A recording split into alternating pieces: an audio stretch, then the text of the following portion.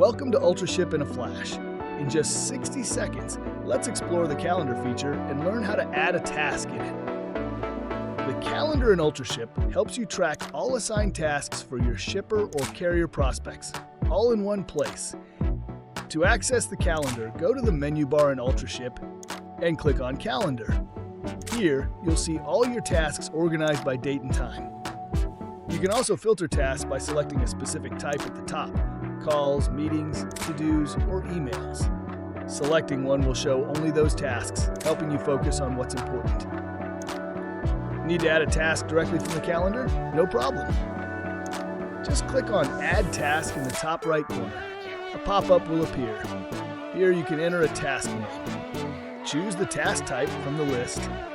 Select the date and time for the task. Set a reminder and add any necessary notes. Click Save, and your task will now appear in the calendar on the specified date and time.